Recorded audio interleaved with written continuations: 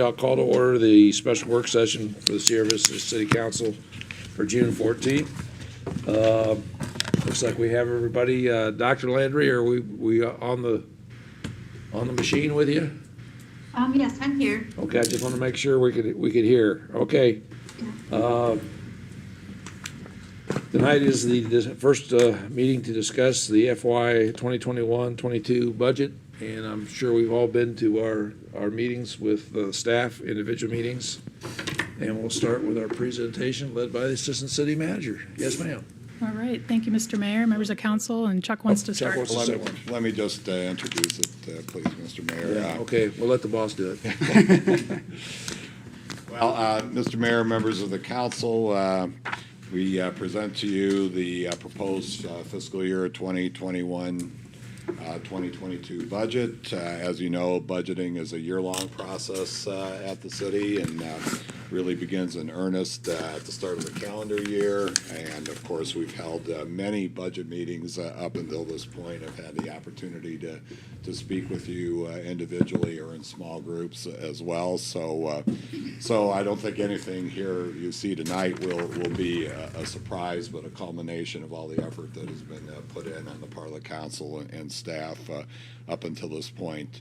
As I said before, going into the next 10 years, of which this budget really starts, we have some challenges and some opportunities ahead. And the budget itself is a financial plan that not only helps us in terms of providing services for the coming year, but also helps us meet some of those goals and challenges as we move forward. Really divided the challenges and opportunities in three areas. One is the public safety retirement system and the challenges we face with dealing with that over the next decade. And part of the presentation tonight we'll go over some of that for you, especially those that haven't been that involved in that. Then, we, of course, street maintenance and those types of projects are a big cost factor for us over the next 10 years. And then the opportunities are in economic development and quality of life projects for the community, and I believe this budget also starts us down that road. There are no tax increases associated with this, so that is good news. But we also have a number of projects. So the budget really acts as a bridge from the public voting on the general plan and the council's work on your strategic plan every 2 years. So we're really trying to address what you've laid out for us in terms of what we want to meet over the next 2 years, and that's included in here as well. So our budget team is led by Assistant City Manager Victoria Yarborough, working with our CFO David Felix and Jennifer Osborne, our budget officer, and of course the department heads that are here assembled in support also helped to put this together, and I thank all of them for their efforts in getting us to that point, or to this point. So with all that in mind, I'll turn it over to Victoria now, and we'll get started. Thank you, Chuck. And please ask questions as we go through. Okay, and I'd like to give my own shout out to our budget team. I couldn't ask for a harder working and more knowledgeable team, so I appreciate all of their work and all of the staff at various levels whose work went into this budget. So today we're going to go over, we do have a few changes from the tentative budget book you got just before Memorial Day. There's some very recent changes that happened as late as Friday and this morning, so you'll get the latest on all of those. We'll do an overall budget summary. We'll go through all of our revenue, debt, O&M, personnel, capital projects. We'll cover grants and then a little bit on future issues, and that will be the extent of your presentation today. We'll have a short sidebar too as we get into the last quarter of the presentation here, and David will come up and give you a brief on PSPRS and where we're at with that. So our changes to date from your budget book, the MPO budget increased slightly, and we heard about that after the budget book was out to you all, so we made that small adjustment. And we have something like that happen. We had a corresponding revenue increase in building permit revenue. We went back and looked at actuals from this year, and we had a little bit of room in there, so this isn't all that we could have brought up that revenue line. We decided to keep it conservative as we traditionally do. We added a website redesign for next year, and this is something that happened relatively recently, and I'll go into a little more detail on that because this is your one new item that wasn't covered before. So there have been some challenges with our website over the past year, and primarily it's come down to security issues and then time of the staff. So our website is hosted by an external company, and then our staff in communications and marketing and IT then use WordPress to manage the content of our website. So our current hosting setup, we've been having some security risks and we've been having some size issues with the number of pages that are hosted. So the problems with both of those areas have continued to develop to the point where in April, Abe shared with me, they had over 1,500 support tickets for server issues alone in that month. And so I asked Abe and Judy to get together and look at other options that were out there to have our website hosted by another company. So they did that, and in May they brought their results to Chuck and I, and we took a look at the other options out there. And selected one that would resolve a number of these issues. So what the current system needs is we need a software update in order to address these security issues, but that comes with a lot of risks. You can break your site when you update it, and unfortunately we do not have a WordPress expert on staff. That would address all the security risks, but again, updating brings its own challenges. So the answer to that is to have somebody else host. And most cities host their websites in this fashion. Then the host becomes responsible for all the security upgrades and also the content. So not only would this save a lot of time on our communications and marketing side, it'll save a lot of time on our IT side, and we'd get a beautiful updated new website. It's a significant cost up front, but then the cost drops dramatically and you pay the ongoing maintenance cost year to year. That includes the security updates and the cost for keeping the website updated and hosted. So we estimate that'll be about $50,000 next year. And I do want to point out Is that the first time charge, the 50,000? yes, Mr. Okay, Johnson. thank you. And that's actually for 4 different websites. So we have to go back and make sure that that cost covers all 4 websites, because I don't think the quote we initially got included. We also host the Upper San Pedro Partnership website, and we host the Cochise Conservation and Recharge Network website, as well as the Visit Sierra Vista website and the City of Sierra Vista main website. So there's 4 sites there taking up space. So we're going back to double check that that cost. So we increased the capital improvement fund transfer in by $50,000. That was actually a project that needed to be moved from O&M to capital. If that project happens, there will be a development agreement involved, and you'll get some more information at that time. We found that the fire PSPRS overtime contribution was underestimated, and so that was increased $150,000. We also realized we did not budget for marijuana revenue, thanks to the initiative that was passed last fall. States do get a distribution from marijuana sales, and that money is supposed to specifically go to PSPRS funds and any additional costs that legalizing recreational marijuana are supposed to bring. And so we have no idea what kind of revenue that might bring in. And so we are budgeting that equivalent to what our overtime contribution, where we fell a little short on that in our initial estimations. So when we actually find out that the overall state shared revenue we get from marijuana is less than 150, Or we know it's going to be more. we do, or it's more. I don't know if it will be when it's. Yeah, across so the shouldn't state. we Since estimate we're- lower? Since we're only in the baby stage, Deeds County's only got Right. one of these places. What's the adjustment we need to make in the budget, is my question. Well, Mr. Mayor, obviously, we're going to monitor, the revenue that comes in. And of course, if it does come in short, we'll have to make adjustments and cut in other areas, probably in the personnel line, since those are fully budgeted and. That's right, I forget. And then, we're always Okay. short on. We personnel. always don't have, all our positions aren't full all 12 months of the year, so there's actually a little slack, okay? Yeah, so, Got it. and that would probably be where we would make those adjustments.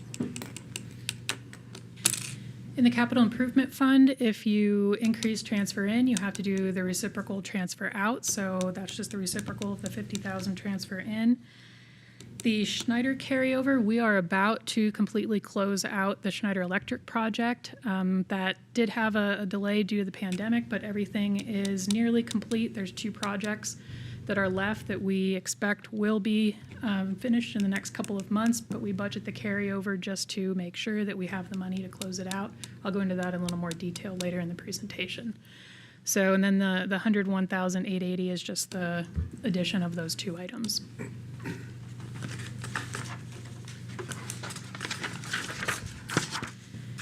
In the sewer fund, we had a small increase to full-time salaries, and the second part of the Schneider Electric carryover project is budgeted out of the sewer fund. So that carryover project and the salary increase was budgeted there. The carryover is the addition of those 2 items. Then the MPO, we had the budget submitted after the tentative budget book came out, so these are just the MPO fund budget additions. Their expenditures increased, their federal share increased, and our local match increased. So you'll see that in your final budget books and final budget as well.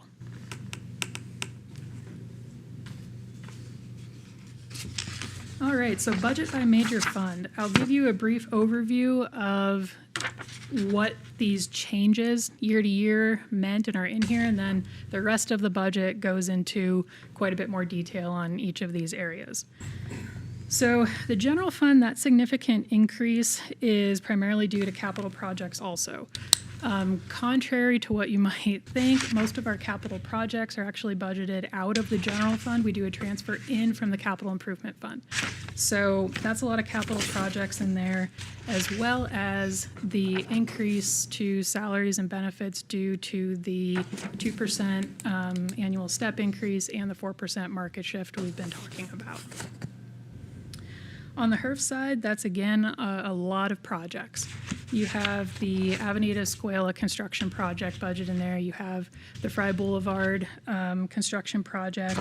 You have the Charleston rebuild project. You have additional money in annual street maintenance. You have the Garden Avenue redesign project that's in there. So a lot more projects this year. LTAF, that's your transit fund. Again, grants. The majority of the increase there is $2 million for multi-use projects, and then additional money for curb, gutter, and sidewalk projects. We'll also go into that in more detail later on in the presentation.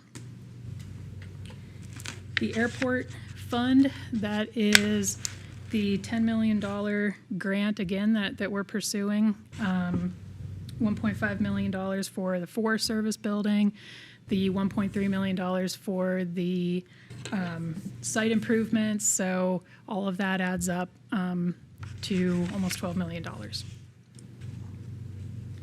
The capital improvement fund, that boiled down to the Schneider Electric carryover, and we left the placeholder in for, if you recall, we had a $500,000 placeholder in there for the sale of Kings Court. So that's still in there because the money we receive from the sale of Kings Court will go back into the capital improvement fund to fund other capital projects. On the sewer fund, that decreased because we are slowly paying off that bond or we're paying down the debt that paid for the upgrade to the sewer plant a number of years ago. And we're paying less interest as we pay that bond off. We had a mistake on the refuse one. That should be a positive $413,000. It went up slightly, and that's primarily due to the debt for new trucks. All other funds, that's everything else I didn't mention already. So the grant fund, there's a $4 million placeholder in there, which I'll go through later as well, the MPO, et cetera. So altogether, a $28 million increase over last year for a total budget of just over $114 million. And as you heard me say, a lot of that is due to one-time funding for grants that we may or may not get. For most of these, if we do not get the grants, the project doesn't get done.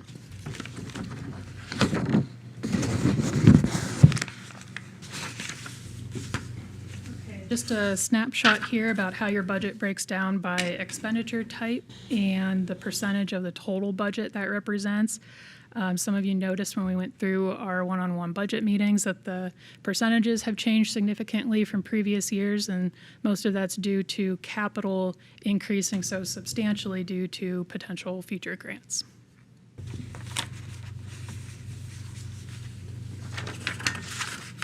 All right, so changes in revenue.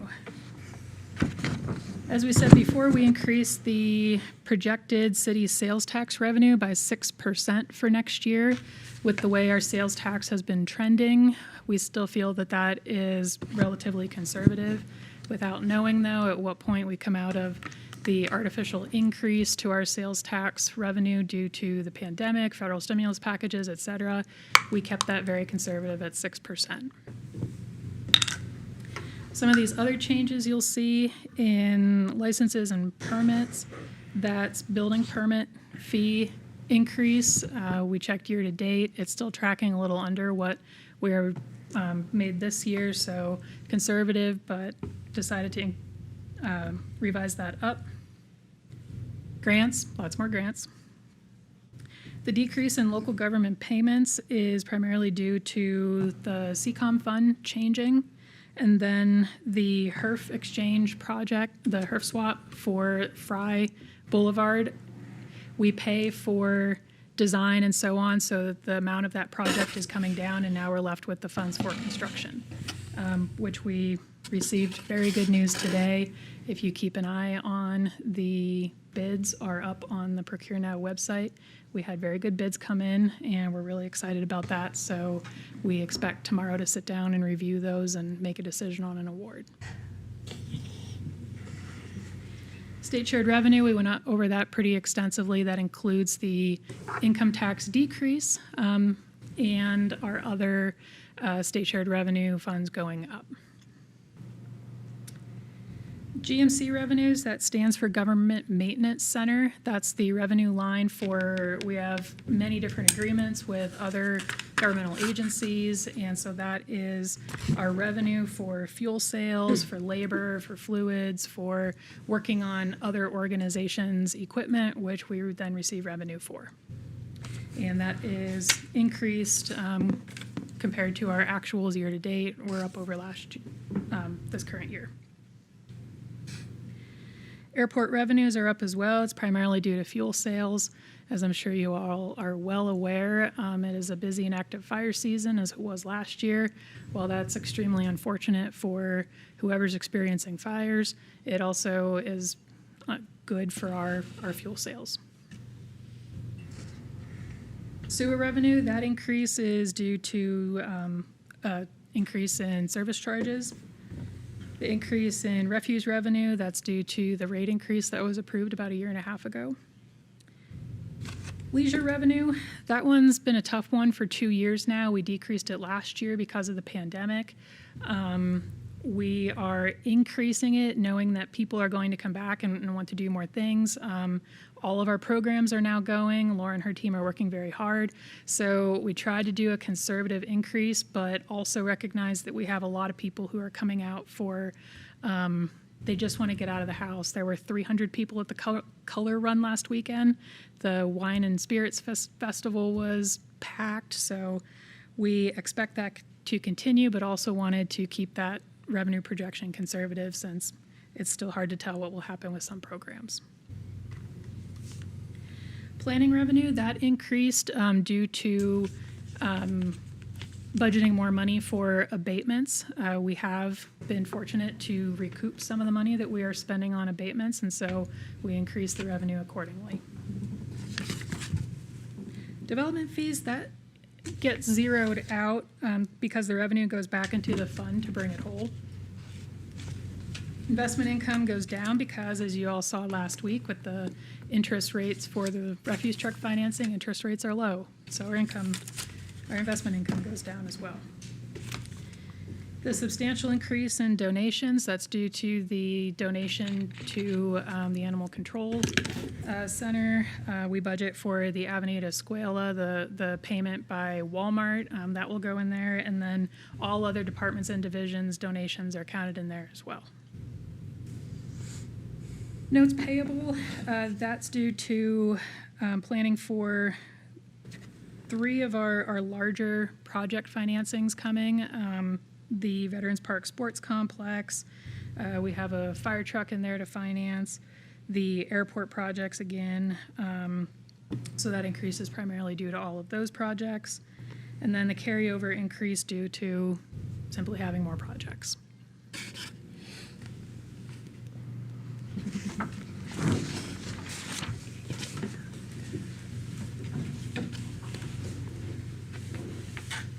All right, so on debt, we finance certain capital projects, and that depends on a number of factors. So what type of project is it? What's the project cost? What's the expected life of the project in question? So our financing terms generally match the expected life of the equipment. We have 2 types of debt. We traditionally use bonds for long-term, lease purchase for short-term debt. So your debt service by fund for next year in the general fund, HERF fund, and refuse fund, what's financed there are all primarily vehicles. The sewer fund, that is again the plant upgrade that is slowly being paid off, and vehicles again. The airport fund and the park development fund, those notes were paid off early last year, and so that's why they're zeroed out for next year. And then your final line item there, that's the Sierra Vista Municipal Property Corporation interest and redemption. That was a land purchase that was cashed out last year as well. So on the right-hand side, you can see how outstanding debt has tracked over the last 10 years. Anything we finance will show up in the next year's budget, so you won't see it reflected in fiscal year 22's debt level. You'd see it in fiscal year 23. So the city is in a very good position at this point to take on future debt.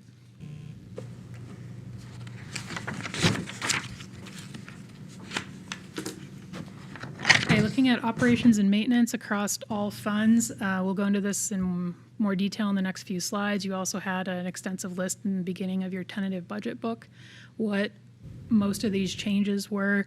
Just to quickly hit a couple of them you might not be aware of. The decrease in the mayor and council department, that was due to, we budget for donations under your division and realized that there haven't been many donations coming in, specifically to mayor and council, so that's where we reduced. We didn't cut your budget anywhere else. General government, that is due to an insurance increase. Next year, you'll see a change. We're going to start moving things like that to, like our insurance should be budgeted under city clerk, so we'll move that there next year, and you'll see that change. CCOM, that is the software and maintenance, the SUA2 agreement that is being paid off, so that's why it has decreased from last year. Public Works had a significant increase. That is every fund that is under Public Works. So the primary reasons for Public Works going up that significantly are things like fuel. We budgeted $150,000 more for fuel on the airport side. We'll also see that back on revenue. We budgeted quite a bit more. Equipment maintenance is costing us more as a whole for the city. That's across fleet, transit, refuse.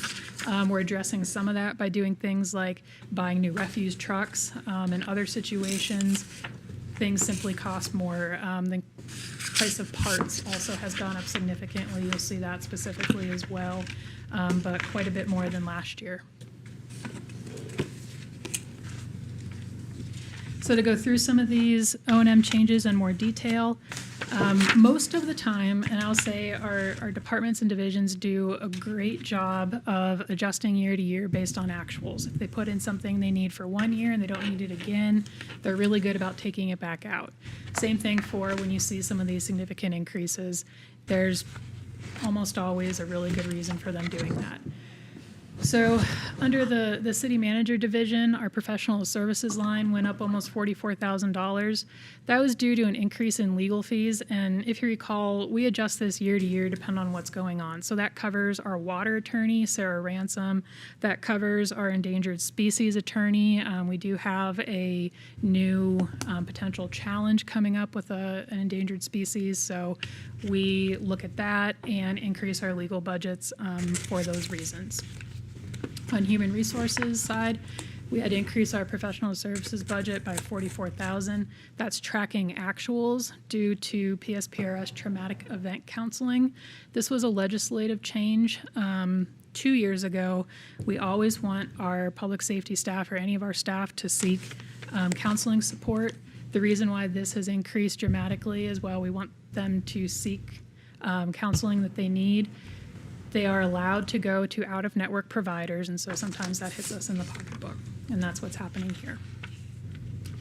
IT, that fluctuates year to year, but their office equipment maintenance, we had a significant increase this year, $45,000 for our body camera cloud storage increase. The initial contract expired and needed to be renegotiated. It went up $45,000. Before we go on, and this isn't a budget question, this is a policy question, Chuck. That I thought about when we saw the body camera issue. We've talked about the legislature having no statewide standard guidance on how long we have to keep the data from the body cams. I would like to talk to you sometime, and I'm saying this in front of everybody, especially the chief over there. We need to figure out whether we have the chief and the county attorney or somebody come up and look at our attorney, of course, as well, look at what's in the statute as far as storing normal evidence and come up with a straw man for the legislature, since obviously we've been asking them to do it for 2 or 3 years now, so we know how long and what we need to keep stored in the cloud. And when we see costs go up $445,000 this time, it's going to continue to go up the more stuff we store, obviously. If there's things we don't need to store, we need to have specific legal guidance from the legislature on what we can delete and what we're going to be required to save, and that, my understanding is that's still not in state law. Mr. Mayor, members of council, that's correct. Of course, the legislature has been trying to move towards a situation where they're wanting to assist smaller communities, in particular with obtaining body cameras and that kind of thing. Of course, the cameras themselves, the initial expense isn't so bad. It's the ongoing storage requirements that continue to go up. But I think that presents an opportunity for us if the Chiefs of Police Association and the sheriffs can get together, working with the county attorneys. You know, I think we can present a pretty good case, you know, to the legislature. But I'm talking more than just. I'm talking about more than just identify the need, because it's easy in a short conversation to identify the need. The challenge I think the legislature has, especially with the committee system they have, is actually having a hard-nosed proposal or even a paper tiger proposal written up so that they can chew on it. And that's really what I'm thinking about. It'll take about a year, I'm sure, to get that started so that we're not paying exorbitant fees for something that is basically never going to be seen in a court. Well, that's true too. And Chief, I don't know if the chiefs have talked about this yet, but I don't believe they have, and that's because they currently follow the state library records retention laws regarding each particular one. So there is guidance in the state law under the state library about how long we need to retain evidence for each particular type of case, misdemeanors, felonies, that type of stuff. If it does not have to do with that, then there's a minimum time, and then it's up to agency decision how long they hold on to that beyond that. Well, so I think it would be smart to have a state standard on when we can delete the non-important. Well, I think it is in the state library, except that each agency can continue to keep it longer if they needed to, if they decided to, and that's up to each agency regarding that. There's a minimum standard by the state, but beyond that, that's up to each particular agency. Okay, well, we need to look at that law then and make sure that it is in fact appropriate for what we're doing, because things have changed a little bit. And if that's good, that's fine, but they're looking, if they're gonna spend money for everybody else to get cams, which we've already spent our share on, we need to have one statewide standard. And I think that's probably a good step there, Chief, to review that first and see if it meets our needs. I will say, Mr. Mayor, that, when we started this, a couple of years back and went down this road, we knew this contract was going to end, and we knew that the was gonna higher go up. expense was coming. Yep. So And it's going to continue to rise. That's my it concern. will continue to go up. Okay. Thank you. Thanks for indulging me. I appreciate it, Council. In the police department, professional services went up by $9,400. We have budgeted $10,000 for Better Bucks startup funds. There were some other small decreases in there that meant the total increase was only $9,400. On the police ops side, professional services decreased by $83,768. We budget for the city's CCOM contribution there. It went down this year. And then there was also a decrease in police uniform funds. We are fully budgeted as if we would be fully staffed. Although we'd love to see it this year, it's probably unlikely. So we decreased that. If we should happen to hire that many police officers, we will consider ourselves lucky and find the money.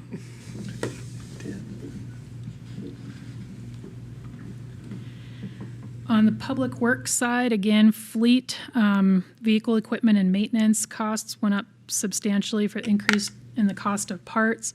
The professional services line also went up. It was time to renegotiate the NAPA contract, and that increase was to pay for the full-time position that is out in our fleet services building.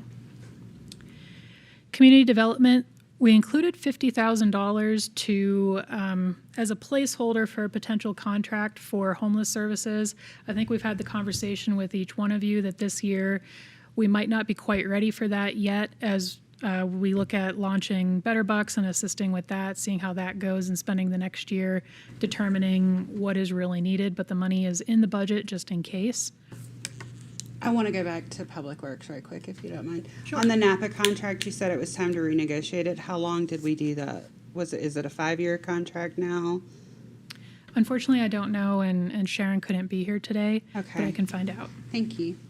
And my other question when you're asking Sharon is, if it's 5 years, is the price that we're paying this year the same throughout, or is there an automatic increase in the term of the contract? I'll be happy to find that out. Thank you.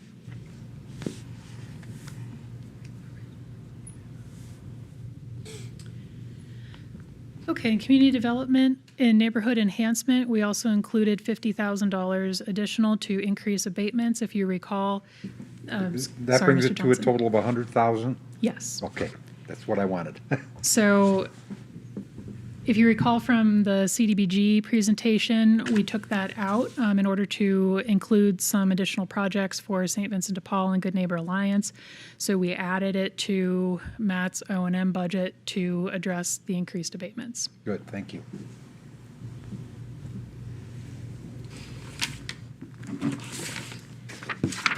The Leisure and Library Service Department has a new name after a year plus of working on it. We sat down a couple of weeks ago, and they are now the Department of Parks, Recreation, and Library. So in the Parks, Recreation, and Library Department, the changes there in land and building rental, $28,000. Unfortunately, we missed this over the past few years. This was included in our use agreement with the school district. That was part of the negotiation that we did in 2018 to have a more fair partnership in how we use each other's buildings. In exchange for that, the school district had one ask on this $28,000. That was the amount of their sewer fees. And so it's written into our agreement. We just neglected to budget for it each year. Now it is in the budget, and we did make up the money that we missed paying them. So explain to me, going forward, this was the sewer cost for the ball fields in our sports building over there? when we No, rented Mr. it? Mayor, they asked if we could rebate their sewer funds to them. We said, no, we couldn't. So that's for all school facilities? That's all school facilities. That's about their total Okay. annual cost. So we said we could not do that because it is an enterprise fund, but because the city saved such a significant amount by each of us agreeing not to charge each other for the use of our facilities, we said we would rebate them an amount equivalent to what they're paying in sewer fees. Okay, so I got that part. Going forward, now that we own the sports complex, is there an advantage to us to still do this? Mr. Mayor, we can check, but I did check what they're paying annually with that. They're not paying for the Veterans Park Sports Complex property. We weren't renting anything there except the sports division building and the gym. The majority of the cost was going to the district for renting the schools for the Kids World program. So, but we are looking at the Okay, contract. so There are a that- few things we need okay, to change, all so we'll right. take a As long look as you're at looking it. at the contract, I think I can live with that, but at some point in time, I know we gotta have something to be able to negotiate with when we're working with the school board, but I'm not sure a 28 grand rebate is the right way to do that, but again, I know you got other things in the work, I don't wanna hamstring you as we In go comparison- forward. Sorry, Mr. Mayor. In comparison, we were paying the school district about $116,000 a year for the use of their facilities. Yeah. And this is retro pay as well? So that it's No. more than, oh. We already took care of that. There's a line in the agreement that we'll pay this- them. This is 1 year. This is 1 year. 1 year, Okay. okay. All right, thank you. In parks, we added $7,100 for new brackets for new banners in Veterans Park. Those will go on the light poles inside the park. $8,200 for snack bar equipment. Similar to what happened with the library cafe, we found that in order to attract a concessionaire to the snack bar, there needs to be a small investment in some basic equipment. Although one of these items in here is a usable sink. So we need to have a usable sink in our space that we're renting out. So that's very important. And then some other equipment to go with that. At the library, we added $31,000 for a contract for a security guard. This is something we've looked at for a couple of years, and it's just an unfortunate truth that there are a number of unruly people who like to visit the library. It's not all just quiet people looking at and checking out books and getting on the internet. There are unfortunately some problems over there. So a security guard will help. We did try a trial run with the Arizona Rangers. Arizona Rangers, thank you. And unfortunately, it's not something they can cover full time. But in the short time they were there, it did help significantly. And none of the libraries want to volunteer to pack some heat? Probably not, Mr. Mayor.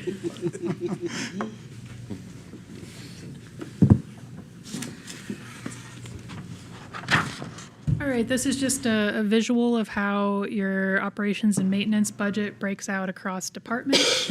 Your total O&M budget for next year is just under $25 million. Can we go back to the library rental cop? How many hours is that contract for per week, or how does that work? Laura, do you happen to know that? I do. That's going to be part-time at 20 hours per week during Okay. our heaviest flow. Okay. Thank you. Sorry about that.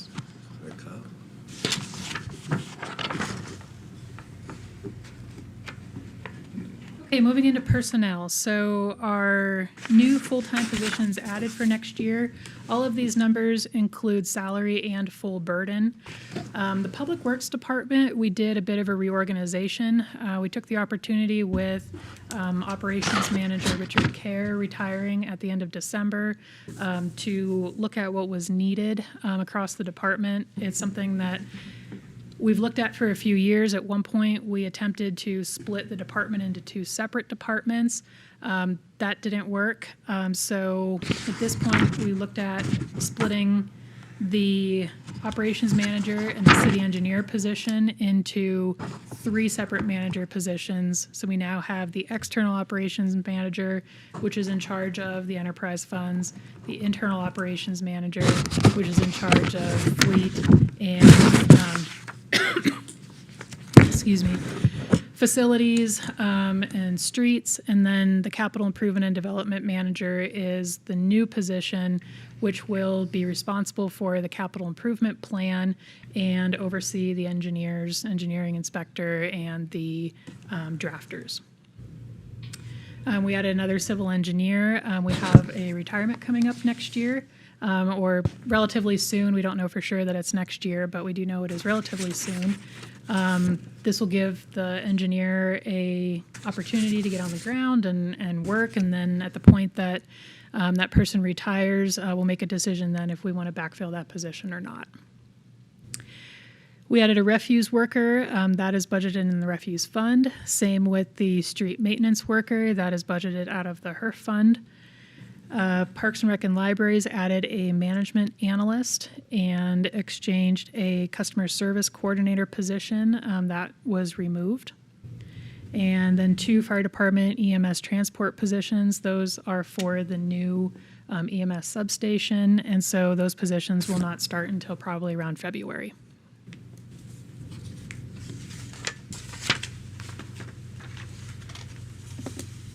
There was one reclassification for next year. That's the marketing production designer under Judy. Again, that amount includes salary and burden increase. Our retirement contributions for next year, PSPRS will go up almost $300,000. ASRS will go up $193,000. Those are primarily due to salary increases, not a rate increase. And you can see what our total contribution is for both PSPRS and ASRS and the difference there. And those numbers do include our annual 2% step and the 4% market shift over in the overall personnel budget. And here's where I'm going to pause and turn it over to David so he can go over PSPRS.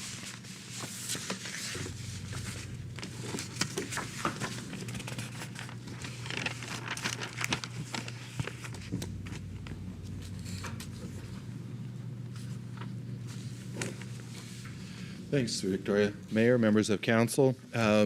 This is, I know two of you are very familiar with the PSPRS situation, and for the rest of you, you are somewhat familiar or not at all familiar. So this is kind of a how we got here, the issues with this system, what we have done, and kind of where we're heading.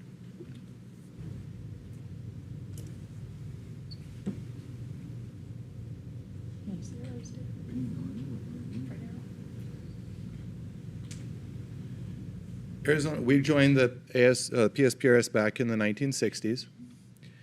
It is kind of like the mafia. Once you join, you cannot leave, so there's no option there. Every year, there's an actuarial evaluation done on each system.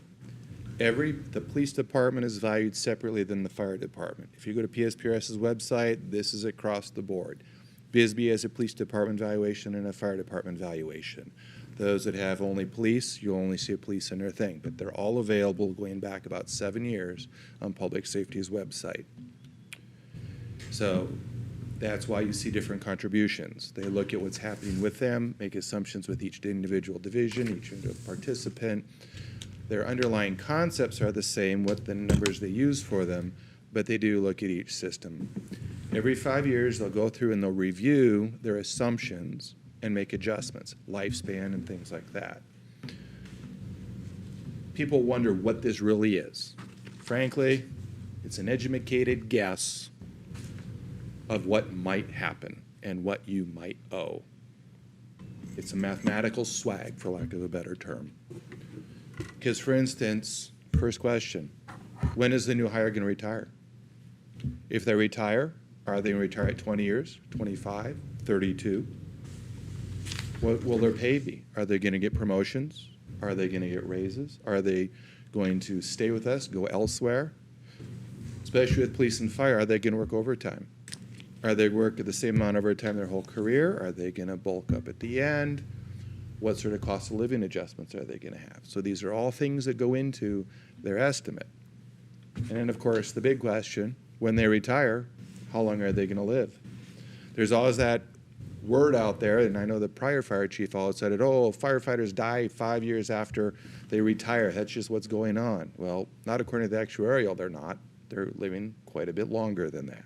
So you retire at 45, 50, you can have 20, 30, 40 years on the retirement system that we have to pay for. And then, of course, they put money away. What's the return on the investment going to be? Historically, with PSPRS, it has not necessarily been that good. They decided to invest in internet stocks in 2003 and real estate in 2007. Both times they lost over 25% of the whole portfolio value, which is kind of the first one. In 2002, they had about $5 billion of assets. They did not get back to that asset level until 2012. At that same time, the liability side doubled. So there is twice, not once, twice, they had severe 25% losses. Now, on ASRS, you must have a 7-year positive average to get a long-term COLA. PSPRS is structured that you just lost 25% of your value. The next year, they had a 13% return. Any excess return over 9% is split evenly between going back into the system and giving a permanent rate adjustment to the members. So you just lost 25% of your value. The next year, you're given a 2% permanent adjustment to all the members of the system. Then when you put that away in 2003, in 2008, when you lost 25% of what you put away in 2005, who makes that up? The participants, the members, the cities and counties do. That's been worked to be fixed under the new system, but all the members of the old system, it cannot be changed. They were able, the police and fire unions were able in the late 90s to get an amendment put into the state constitution over and above contract law that you cannot harm them. That was the whole Hall lawsuit that some of you may be familiar with, as they tried to change the benefits. And the court ruled in the union's favor that you cannot change their benefits. So we make a contribution every year. There's a normal contribution, which is what would be the actuarial evaluation to say when the new person retires, and this is what we should be putting aside to cover them. Then there's the amortization of the unfunded liabilities. And that is really the bulk of what we're dealing with here when we talk about these high numbers.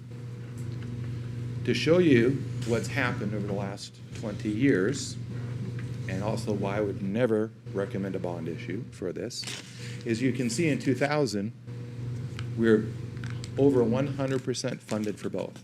In fact, the peak year was 2001 when the police department was funded at 123% and the fire department was funded at 204%.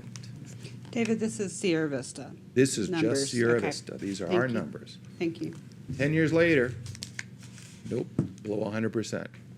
And you can see where we're at. And the percentage, the funding ratio here is at 2020 because that's the last actual report we have. The new one will be coming out here in about 6 months. So you can see what's happened to the contribution rate in the funding based off the changes that returns they have, the COLAs, and other items with the system. So, and here's just a history of the last 10 years of our contribution rates. Also understand that next year, DPS's funding rate is 101%. The worst city participant in the state is the police department for South Tucson. They've dropped and are now only at 229%, down from 325% of this year. Here's just a chart for those who prefer a visual of it. And as you can see, in 2001, we are seeing somewhat of a decrease going to next year. So we have, and part of that is for what we've been doing, and we'll show that coming up here shortly. Now, if somebody once told me, oh, it's just numbers, it really doesn't matter. Well, looking at this contribution that we have to make, that is a real effect on our budget. To go from $2 million to $5.6 million, that's a serious contribution and a serious hit on our budget. So what the state legislature did to help fix the problem was mandate that all cities come up with a policy on how they're going to fix the problem. So this was brought to council a couple years ago, and you did adopt it by resolution. As we've discussed previously, we're going to contribute the mandatory amount. That's a definite. We will do that. Some cities were apparently not funding the full amount, but we will always fund the minimum amount, which is the required amount.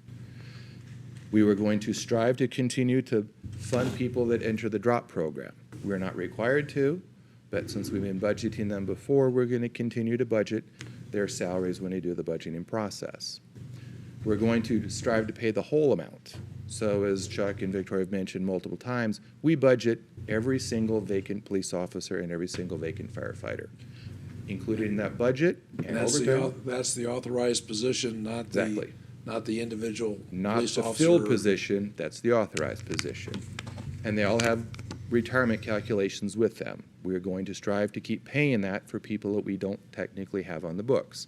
But it's good budgeting practice to budget 100% of your salaries in case something comes up during the year. We actually start to hire people. It makes it easier going into the following year to adopt a budget as well. We did this next one, striving to pay the payment in the first quarter of the year, because years back, Paradise Valley had done an estimation, and they estimated they were getting $50,000 extra return in a year by making the contribution in the first part of the year. And finally, and it's what's happening to next year, we're going to strive to maintain the rate of the current year if it will drop in the new year. As you saw, our rates are decreasing about 3% for each system, and we're striving to maintain that same current year rate, which will then obviously help do more of an extra payment every year, which should also help pay this down faster. There is a mandatory, I think there's 16 years left on our amortization, but that, of course, as they have problems every year and different returns, that's what influences this item. So that's kind of how we got here, what we're doing, and as you can see based off next year, it looks like some of the things we have started to do are starting to pay fruition. And we'll really get a confirmation of that in November, December when the new actual reports come out. Be happy to answer any questions you may have. Questions? Yeah. David, do you have any inkling of what you think it will be when they come out, or an educated guess?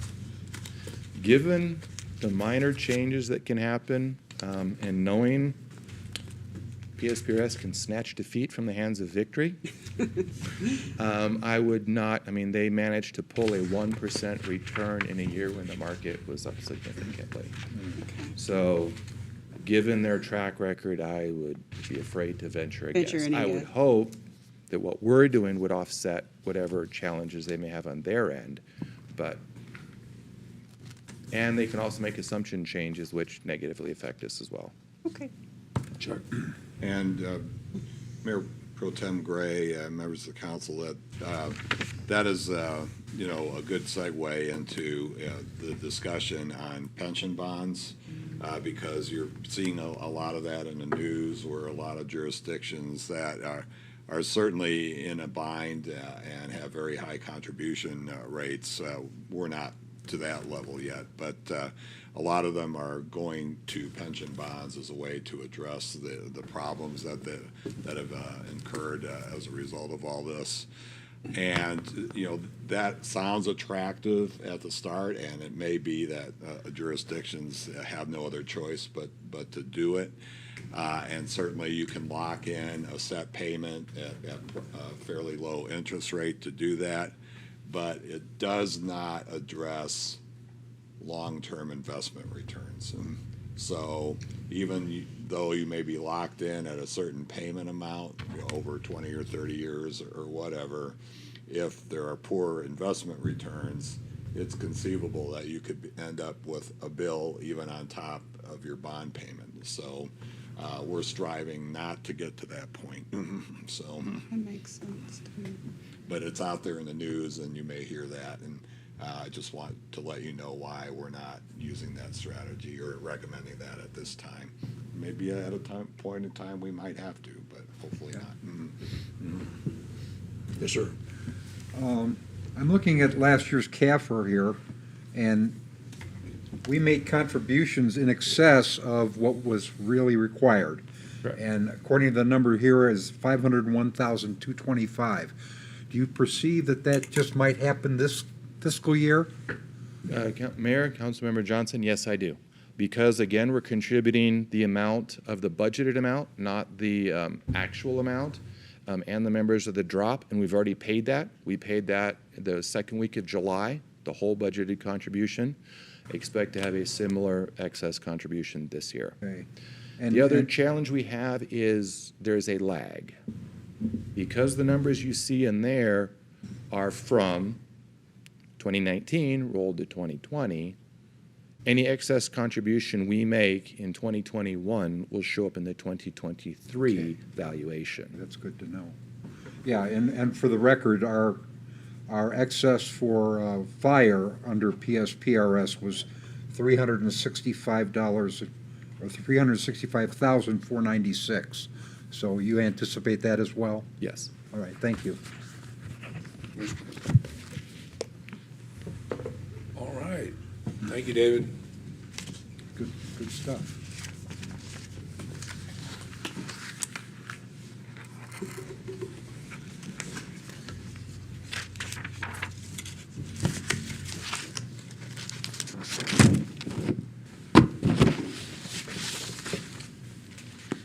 All right, picking up where we left off, this is our personnel costs by fund, just so you can get an idea. This is both the change is primarily because of the 2% annual step increase and 4% market shift, also the new positions I went over just a little bit ago. All right, getting into capital projects. As you can see, this goes on for about the next 4 slides, so we'd be here all night if I went over every one of them. I am going to show you how this is, how these are separated, point out some of the strategic plan items. If you have any questions about something I'm not covering, by all means, please just stop me and ask about it. So we're going to go through general fund here first. You can see the department that it is budgeted under, and the cost, of course, and then how each item will be paid for. So first, you're looking at our vehicles, which for the most part will be financed. The police vehicle replacements, we do cash out. That is the 7 new vehicles that we'd be ordering for this year and the 2 previous years that we are, fingers crossed, getting delivery here later this summer. Victoria, when you say fingers crossed, I mean, like, I know that dealerships are still having an issue getting these chips, and I think there was an article about it in the paper with Sierra Toyota. So when we say fingers crossed, do we have information that they'll be coming this summer, or are we just kind of hoping that they come this summer? Good afternoon, Mayor's City Council. Kenny Downing, Chief Procurement Officer. We do not have confirmation yet that they will be coming in this summer. I do check in with the dealership about every month or so. They have no new information right now, so hopefully by the time, by the end of this month, we'll do another check and verify. So we're just literally like fingers We crossed. really are. So, okay. And this is a national issue, not just a local issue, Right. or an international issue, I should say. That's correct, Mr. Mayor.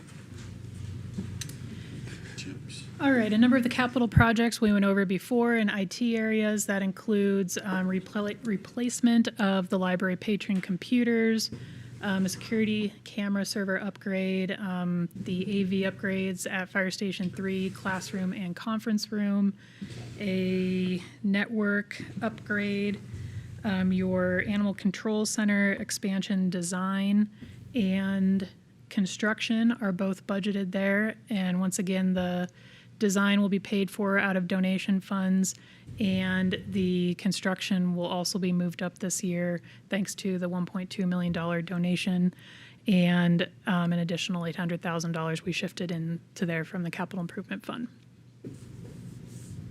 Good. Which are also strategic plan items. We have a couple carryover items. One on this page. The female locker room, we're hoping will finish up here by the end of the month, but we do budget the carryover just in case it does carry over into July. The solar cover at the PD, if that project happens, it would most likely be financed as part of a Phase 2 Schneider Electric project.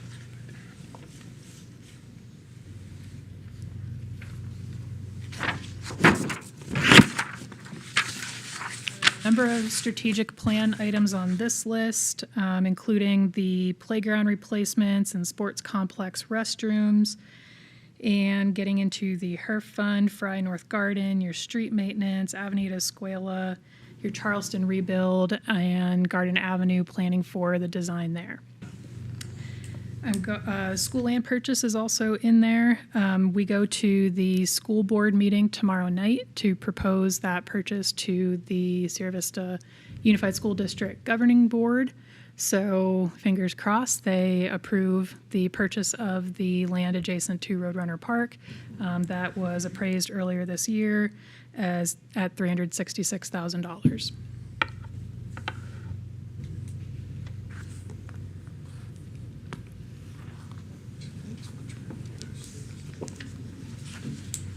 Okay, on the police side, we start to move into grants here. There's 2 RICO-funded projects here for the police department.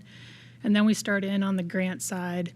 A small sidebar here because the EMS substation construction is budgeted here. And unfortunately, we continue to get some bad news on the total cost for the EMS substation. We shared with you all a couple weeks ago that initially it looked like the cost had crept up to about $1.9 million, and we were shifting $600,000 against that to make up the difference. Unfortunately, our team found out on Friday that that cost has now crept up to about $2.8 million. So that was, of course, extremely disappointing. The difference to us was explained as a 30 to 40% increase in the price of construction materials. That's happening across the country. Very, very unfortunate. Our tentative plan to pay for that additional requirement is to finance the project, and then depending on how revenues come in and interest rates, when we look at doing that at the end of the year, at that point we might cash the project out or continue with the plan to finance. Financing rates are low, as you saw just 2 weeks or last week with the interest rate for the refuse trucks. Victoria? Yes. Remind me of the deadline to get this finished and done. Thank you, Mayor Pro Tem. That's a great question. Unfortunately, we are pretty locked into our timeline on this project, and staff did go back to the granting agency and asked if there was any additional time that could be added to the project. They asked if there were any additional funds since this is happening everywhere and was unexpected, and the answers to both those questions were no. And so we are required to start shovels in the ground in September and have substantial completion of the facility done by March. So it is a pretty tight timeline. Of 2023? March of 2022. 2022. We're in 2021? Yes. Okay, thank you. Okay, so March 2022. You said we might finance. So our plan right now is to finance the project. Oh, okay. So what happens and what we do year to year is when the time comes at the end of the year, we look at revenues, we look at interest rates, and if either of those or both of those are good, then, or if the revenues are good, we may go ahead and cash the project out, or if it looks like a better option, then at that point, we decide to move forward with financing. Yeah. I'm just concerned about waiting on the financing since the rates that he just showed us were so good. I don't know how long that will last, but it's just something I'm sure you guys are considering, but I'm also considering since one point, what was those cars? 3.2. I know it's a different type of project, so you'll get a different rate, but they are really low right now. So, not sure if it's something we should wait to see. Mr. Mayor? Yes. I agree with Ms. Humphrey. We just approved at our last meeting accepting a 1.32 interest rate, as I recall. Okay, that's And that's not going to go, that's going to go away rather quickly when we're facing 5% inflation right now as a country. So I would encourage that, because we need that EMS substation. And, you know, we've got the grant money, and that's starting to dwindle as far as value is concerned. But I would certainly look into that, and I would encourage that. So I'm sure they'll take that in consideration when we deal with this. Yeah, well, obviously, we need to know what the final prices are, and we won't know that, unfortunately, until August, so. But if there are other things that come in that we can take advantage of earlier, you go through a process of voting to identify the projects or items that you're going to contemplate financing, you know, and we'll put that list together, and then obviously you vote then to later in the year, like you just did at the last meeting, for the actual items that will be financed. So if there's a way that we can at least speed up some of the items that we think, you know, will be in, like vehicles and that kind of thing, then, you know, we can look at how we can do that. all right. Some other projects to point out on this slide here. We have a $4 million placeholder for potential federal funds. As many of you know, if we don't budget for it, we can't use it. So that is in there as a placeholder in case there are future stimulus projects. If an infrastructure stimulus package would happen, it is there just in case. If we don't get it, nothing happens to that. Towards the end or the bottom of the slide here, the last three projects on the list are CDBG projects, and I'm going to go into more detail on these grant projects here in a few slides.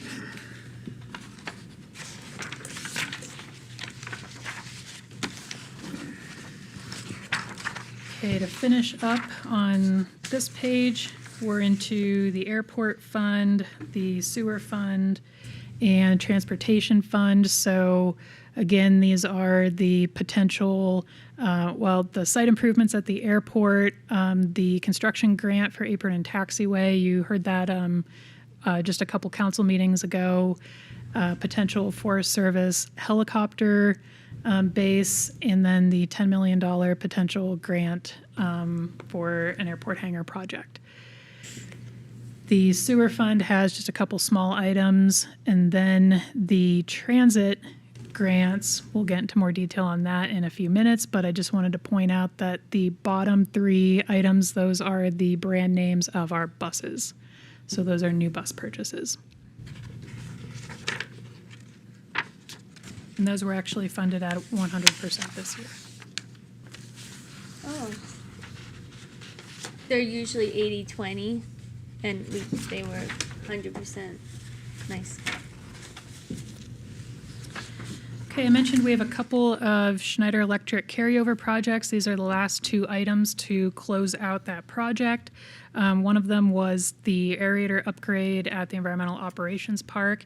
The other one was the Cove Wave Machine and a 10% retention. So we're down to the last $84,000 of the entire project.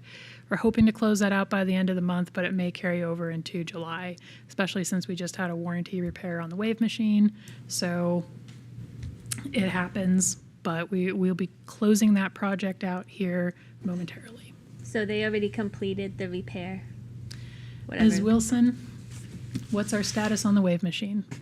Councilmember Humphrey, the wave machine was working fine.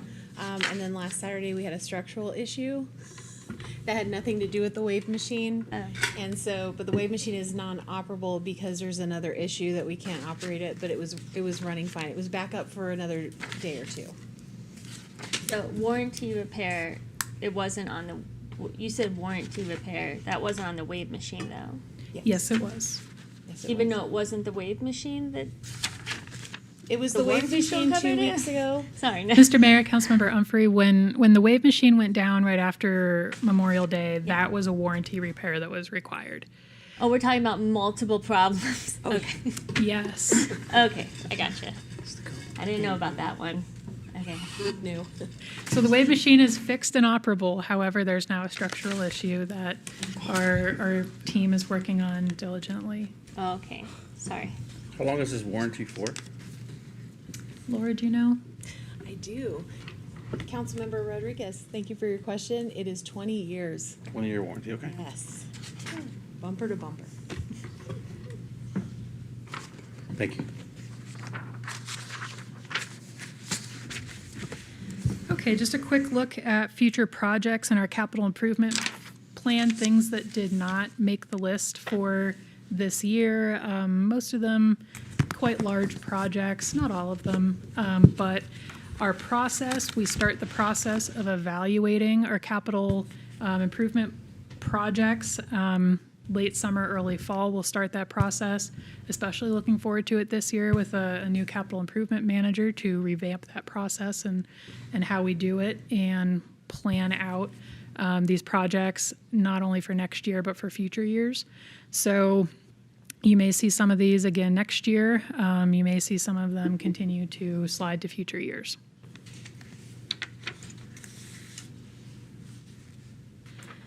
All right, finishing up with grant projects here. So your CDBG projects, we have a carryover to finish up the Soldier Creek Park improvements. That's coming along well, just a little bit more to do. You have the Eddie Sear Park, the parking lot construction. The COVID-19 emergency response funding, that's the balance left through, is that October, Matt? September 1st. Thank you. And then new projects for next year include, or current year include, emergency home repair program, the Good Neighbor Alliance kitchen improvements, and the St. Vincent de Paul parking lot improvements.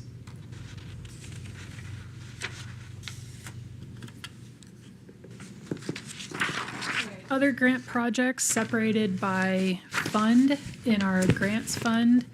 We have the Joint Resource Utilization Study is continuing through next year. The EMS substation grant, again, those are the actual grant funds, the federal side and our local side. That will change, but again, these are just how the grant was written. Our Veterans Memorial Park improvements, Phase 1, that is the potential land water conservation fund grant.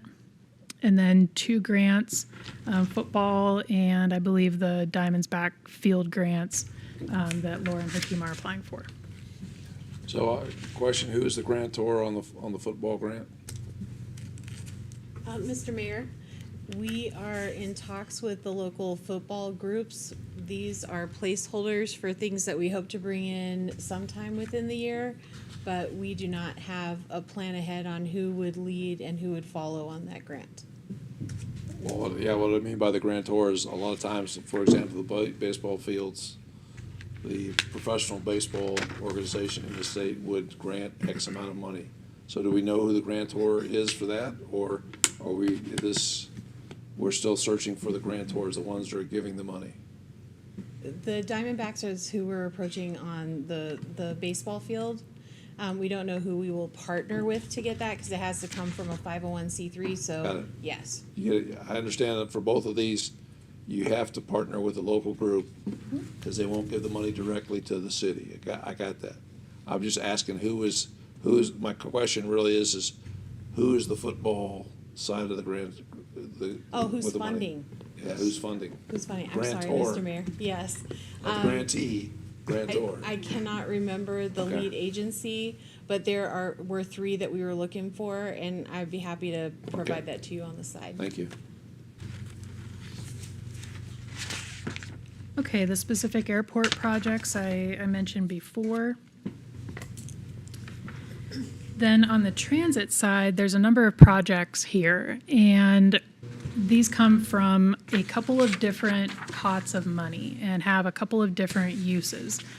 So the multi-use path project grant, we realized, staff found this year that some of the transit funds could be used for multi-use paths within 3 miles of a bus stop. So we've been searching for many years since our original funding source dried up to find another way to fund the paths in the community, and this is one option.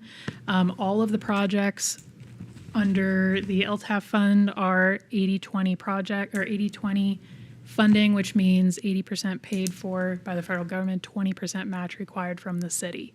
And those are detailed on the local fund column there. The cashless system and security, we'd like to move to a cashless system so our drivers don't have to carry cash and make change anymore. It'll be a significant improvement for them. The pedestrian safety and accessibility grant, that is another one that staff found for the first time this year, that you can make improvements a certain distance from a bus shelter again, and this is for curb, gutter, sidewalks, street lights, et cetera. It includes ADA improvements. Correct, Mr. Mayor. Okay. And then each year we typically do 1 or 2 bus stop and shelter improvements. That would round out the transit grants this year. Under the HERF fund, once again, we have the Fry Boulevard construction project, and then the adaptive signal phase 1, we're still working on closing out that grant.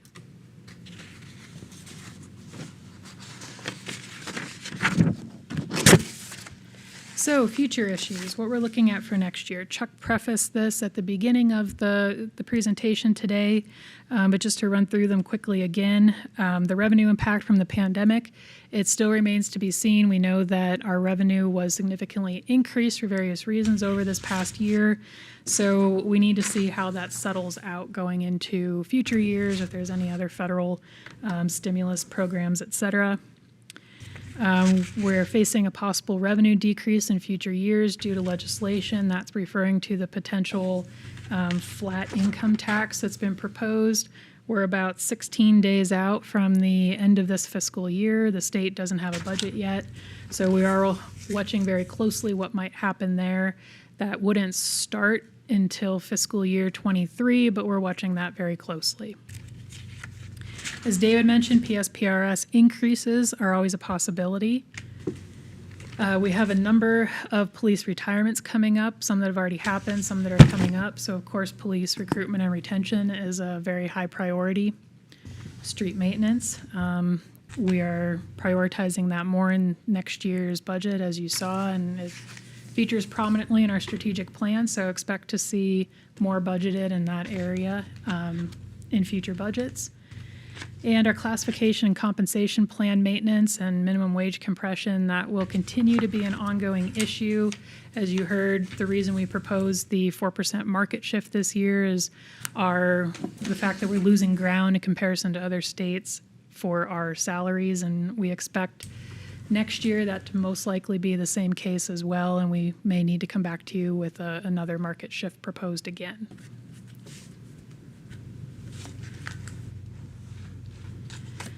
All right, so your next steps here, your tentative budget vote is next week, June 24th. What that will do for you is set your budget cap. You can move things around, change things within the budget, but you could not exceed that cap. Your final budget vote and property tax hearing would then be on July 22nd, followed by your property tax vote on August 12th, which would complete your budget for fiscal year 22. If there are any more questions, I would be more than happy to answer them. Covered a lot of ground there. Questions? Angelica, questions? Yeah, I just had a couple comments. I Okay. really appreciated that information on the PSPRS, because that's always a little bit kind of confusing. So I really appreciated, more information and breaking that down. I feel like it's a little bit less murky for me, especially. And I really, going through the budget book and everything, I really like how it's all sectioned off and broken down, and all the different sections are explained very well. So that's been really, really nice going through that and having it broken down in a way that it's not easy to go through, but it's easier to read and kind of understand than maybe what it could be. So I really appreciate that. And being able to meet like one-on-one and ask the various questions and stuff, that's been very helpful. So I appreciate that. Okay, anyone else? All right, I got an administrative question for you two leaders here. Public hearing for the budget. Do we open it tonight for public hearing and comment, even though we don't have anybody? Or is there another opportunity to do that? Chuck, what's the procedure? Well, Mr. Mayor, members of council, there's no requirement to have that, at your work session. So when you have the tentative vote a week from Thursday, that is an opportunity to open it up again. Okay, all right, to the we'll do public. that then. I just want to make sure that there's an opportunity on the schedule for the public to make a comment, if the public wants to make a comment. And of course, they can do so in between the Well, sure. tentative vote and the final course. as well. Okay, so I see nothing else before the council. Oh, can I? Any other comments or questions? Yeah. Sorry. Well, you made a list over some of the things we discussed on our one-on-ones. Were you going to share that during this work session?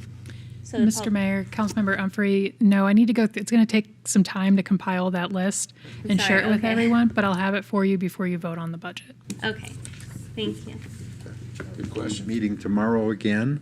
Well, if everybody's done tonight, we don't meet tomorrow. I'm seeing no other issues. Okay. So, thank you very much for your presentation. I know it's been a lot of hard work for your team. I appreciate the staff leaders jumping in there and carrying your load for your piece of the pie. Seeing nothing else before council, meeting's adjourned.